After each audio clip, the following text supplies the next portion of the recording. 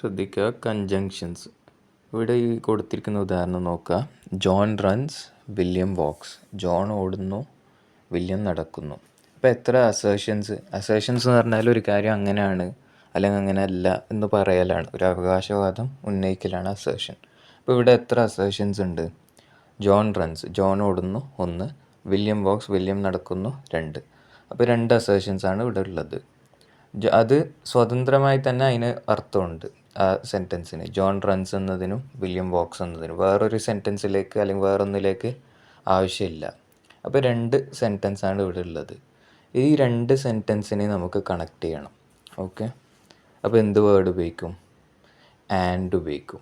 അതായത് ഇപ്പോൾ കാണുന്നുണ്ടല്ലോ, ഇപ്പോൾ ഫുൾ സ്റ്റോപ്പ് ഇട്ടാണ് 2നെയും വേറെ വേറെയാണ് എഴുതിയേക്കണത്. John runs, William walks. അപ്പോൾ അതിനെ കണക്ട് ചെയ്യാൻ John runs and William walks. John ഓടുകയും വില്യം നടക്കുകയും ചെയ്യുന്നു. അപ്പോൾ ആ നടക്കുകയും എന്ന ആ ഒരു അർത്ഥം ഉണ്ടല്ലോ. അപ്പോൾ 2 സെൻറ്റൻസിനെ കണക്ട് ചെയ്യാൻ വേണ്ടിയാണ് ആൻഡ് ഉപയോഗിക്കുന്നത്. ആൻഡിനെയാണ് നമ്മൾ എന്ത് വിളിക്കുക? കൺജങ്ഷൻ എന്ന് വിളിക്കുക. അപ്പോൾ ഒന്നുകൂടെ നോക്കുക. John runs and William walks. Okay, ഇനി വേറൊരു ഉദാഹരണമാണ് പറയുന്നത്. John went to Boston. John Boston എന്ന സ്ഥലത്തേക്ക് പോയി. James went to Boston. James എന്ന് പറയുന്ന ആളും ബോസ്റ്റണിലേക്ക് പോയി. 2 വേറെ വേറെ സെൻറ്റൻസാണ്, മുമ്പത്തെ പോലെ. ഒരു വ്യത്യാസമുണ്ട്. ഈ വെൻറ്റ് ടു ബോസ്റ്റൺ എന്നുള്ള അതേ ലൈൻ തന്നെയാണ് എവിടെയോ റിപ്പീറ്റായി വരുന്നത് രണ്ടാമത്തെ സെൻറ്റൻസിൽ. ആദ്യത്തെ സെൻറ്റൻസിലും ഉണ്ട് വെൻറ്റ് ടു ബോസ്റ്റൺ, രണ്ടാമത്തതിലും ഉണ്ട് വെൻറ്റ് ടു ബോസ്റ്റൺ. അപ്പോൾ എന്ത് ചെയ്യാൻ പറ്റും നമുക്ക്? ഈ 2 സെൻറ്റൻസിനെ കണക്ട് ചെയ്യാനും പറ്റും, അതോടൊപ്പം ആ റെപ്പിറ്റേഷൻ ഒഴിവാക്കാനും പറ്റും. അപ്പോൾ എങ്ങനെ പറയാ? നമുക്ക് 2നെ യോജിപ്പിക്കണമെങ്കിൽ എന്താ പറയുക? John went to Boston, James went to Boston. ഈ 2 സെൻറ്റൻസിനെ നമുക്ക് യോജിപ്പിക്കണം. അപ്പോൾ John and James went to Boston എന്ന് പറയും. അപ്പോൾ അങ്ങനെ പറയുമ്പോൾ 2നെയും എന്ത് ചെയ്യാൻ പറ്റും? ജോയിൻ ചെയ്യാൻ പറ്റും ഈ ആൻഡ് എന്നുള്ള കൺജങ്ഷൻ ഉപയോഗിച്ച്. രണ്ടാമത്തെ കാര്യം, ആ വെൻറ്റ് ടു ബോസ്റ്റൺ എന്നുള്ളത് റെപ്പിറ്റേഷൻ ഒഴിവാക്കി ഷോർട്ടൺ ചെയ്യാൻ പറ്റും. ഇങ്ങനെ ഷോർട്ടൺ ചെയ്യാൻ പറ്റുന്നത് ഒരുപോലെയുള്ള 2 സെൻറ്റൻസ് ആകുമ്പോൾ മാത്രമാണ്. ഇപ്പോൾ ജോണും ജെയിംസും ഒഴികെ ബാക്കി 2 സെൻറ്റൻസും അലൈക്കാണ്. എന്നെങ്കിൽ മാത്രമേ നമുക്ക് എന്ത് ചെയ്യാൻ പറ്റൂ? അതിനെ യോജിപ്പിക്കാൻ പറ്റും. ആ രീതിയിൽ ഷോർട്ടൺ ചെയ്യാൻ പറ്റും. യോജിപ്പിക്കുന്നത് ആൻഡ് ഉപയോഗിച്ച് 2 സെൻറ്റൻസിനെ കൺജങ്ഷൻ ഉപയോഗിച്ച് ജോണും ബോസ്റ്റണിലേക്ക് പോയി, ജെയിംസും ബോസ്റ്റണിലേക്ക് പോയി എന്ന് നമുക്ക് പറയാം. ഇനി വേറൊരു ഉദാഹരണം നോക്കാം. John went to Boston, John returned. Okay, ഇത് 2 സെൻറ്റൻസാണ്. ജോൺ ബോസ്റ്റണിലേക്ക് പോയി, ജോൺ മടങ്ങി വന്നു. സെയിം ആളാണ്. അപ്പോൾ എങ്ങനെയാണ് നമ്മൾ യോജിപ്പിക്കുക? John went to Boston and returned എന്ന് പറയും.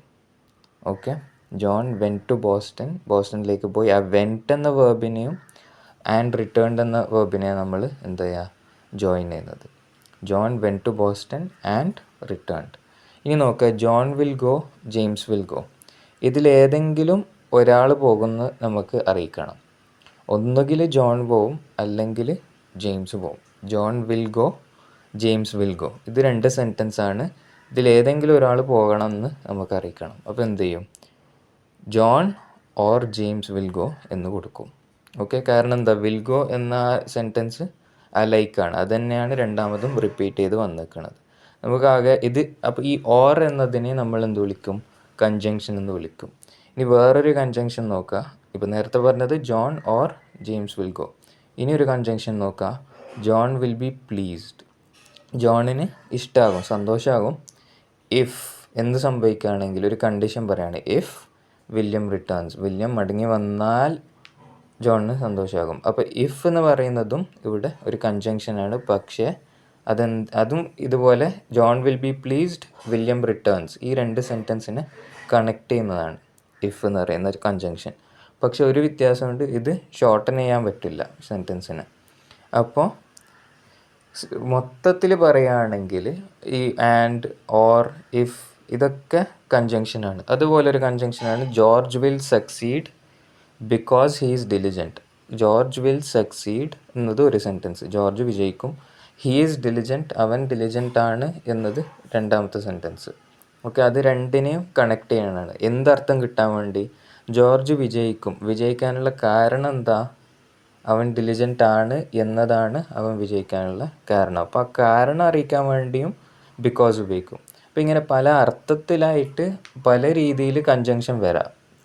ഓൾദോ അങ്ങനെ ആയിരുന്നിട്ടും, ആൻഡ് അങ്ങനെയും ഇത് ജോർജും ജെയിംസും പറഞ്ഞില്ല ആ അർത്ഥം. ആസ് അങ്ങനെ ആയിരുന്നതിന് ആയ സ്ഥിതിക്ക്, ബിക്കോസ് അങ്ങനെ ആയ കാരണത്താൽ, ബോത്ത് അവർ രണ്ടും, ബട്ട് പക്ഷേ, ഐദർ ഒന്നുകിൽ, ഫോർ അതിനു വേണ്ടി, ഇഫ് ഇങ്ങനെയുള്ള പല അർത്ഥങ്ങളും ഉപയോഗിക്കാൻ ഈ ടേബിൾ ഓഫ് കൺജങ്ഷൻസ് കാണുമ്പോൾ മനസ്സിലാവും. പക്ഷെ രണ്ടിനും ഫങ്ഷൻ ഒന്ന് തന്നെയാണ്. കൺജങ്ഷൻസ് എല്ലാത്തിൻ്റെയും ഫങ്ഷൻ, എല്ലാ കൺജങ്ഷൻ്റെയും സെൻറ്റൻസിലുള്ള ഫങ്ഷൻ എന്താണ്? സെൻറ്റൻസിൽ അത് നിർവഹിക്കുന്ന കാര്യം എന്താണ്? കൺജങ്ഷൻസ് കണക്ട് സെൻറ്റൻസസ്, സെൻറ്റൻസുകളെ കണക്ട് ചെയ്യും. അതോടൊപ്പം and save the repetition of what is alike, ഒരുപോലെയുള്ള സെൻറ്റൻസിനെ റിപ്പീറ്റ് ചെയ്യുന്നതിനെ തൊട്ട് നമ്മൾ എന്ത് ചെയ്യും? അത് സംരക്ഷിക്കും. എന്ന് വെച്ചാൽ ഒരുപോലെയുള്ള റെപ്പറ്റീഷൻ ഒഴിവാക്കി തരും. ഒന്ന് കൺജങ്ഷൻസ് കണക്ട് സെൻറ്റൻസസ്. ഓക്കെ, എല്ലാ എന്താ പറയുക, കൺജങ്ഷൻ്റെ ഫങ്ഷൻ എന്താണ്? സെൻറ്റൻസുകളെ യോജിപ്പിക്കുക, രണ്ട് വേറെ വേറെ നിൽക്കുന്ന സെൻറ്റൻസുകളെ യോജിപ്പിക്കുക എന്നുള്ളതാണ്. അതോടൊപ്പം എന്ത് ചെയ്യും? ചില ഒരുപോലെയുള്ള രണ്ട് സെൻറ്റൻസുകളിലുള്ള റെപ്പറ്റീഷൻ ഒഴിവാക്കും, അങ്ങനെ ഉണ്ടെങ്കിൽ, റെപ്പറ്റീഷൻ ഉണ്ടെങ്കിൽ. ഓക്കെ, അതൊരു കാര്യം. പിന്നെ ഈ കാണുന്ന ടേബിൾ ഓഫ് കൺജങ്ഷൻസിലുള്ളതാണ് എന്ത്? ഈ രൂപത്തിലൊക്കെയാണ് കൺജങ്ഷൻ പലപ്പോഴും വരിക. അത് പല അർത്ഥത്തിലും ഉപയോഗിക്കുക. അത് അങ്ങനെ ആൻഡ് എന്നുള്ള അർത്ഥത്തിൽ ആണ് ഉദ്ദേശിക്കുന്നതെങ്കിൽ അത്, ബിക്കോസ് എന്ന ഒരു കാരണം കാണിക്കാൻ വേണ്ടിയാണെങ്കിൽ അത്, ഒന്നുകിൽ ഇത് അല്ലെങ്കിൽ ഇത് എന്ന് കാണിക്കാൻ വേണ്ടിയാണെങ്കിൽ അങ്ങനെ. അപ്പോൾ പല അർത്ഥത്തിലും. പക്ഷേ ഇതൊക്കെ എന്താണ്? കൺജങ്ഷൻസ് ആണ്. കൺജങ്ഷൻസ് കണക്ട് സെൻറ്റൻസസ്, സെൻറ്റൻസുകളെയാണ് കൺജങ്ഷൻ കണക്ട് ചെയ്യുന്നത്. വേർഡ്സിനെയാണ് പ്രപ്പോസിഷൻസ് കണക്ട് ചെയ്യുന്നത്. ആ ഒരു വ്യത്യാസം മനസ്സിലാക്കാം.